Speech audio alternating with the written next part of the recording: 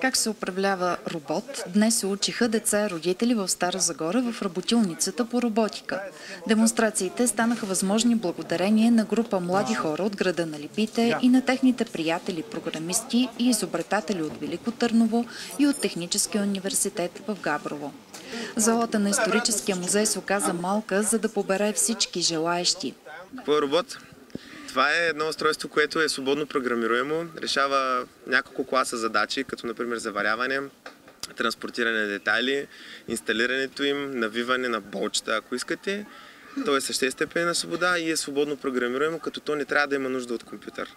Трябва всичко да е вътре в него, както ние самите сме едно цяло. Така робот трябва сам по себе си да е едно цяло. Автономен. Да е абсолютно автономен. Да има нужда само от ток и от сервис. Подобно на хората, и при роботите има закони, научиха също родители и деца, участници в демонстрацията.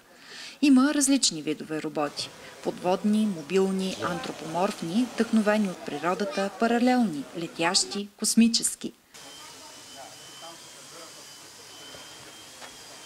Най-голям интерес предизвика модел на роботизирана ръка Робко и възможността да си поговориш с механизма с помощта на компютърна програма. Трябва да преместя тази играчка и да я пусна в шапката. Работилницата за роботи в Стара Загора стана възможна благодарение на група млади хора от Зара Лаб и техните приятели от клуба на програмистите в Велико Търново. Скоро отваряме Старозагорския хакерспейс Зара Лаб на 13 в 13 часа и 13 минути евентуално. Тук в центъра на града.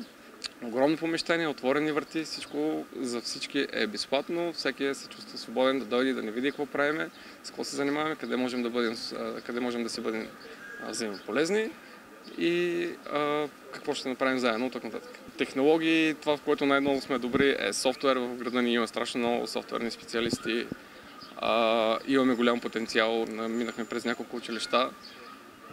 Най-вече мислим там да се фокусираме, но не само. Идеята ни е да са предимно млади хора, които се занимават с музика, изкуство и абсолютно всичко, което може някъде да се срещне с компютър, да имат нужда от компютър по средата, да се занимават с това. И това, което на практика се получава, е пълни зали на събитията, които организираме. Идеята е да запалим ученици, студенти, деца и техните родители по роботиката, по информационните технологии.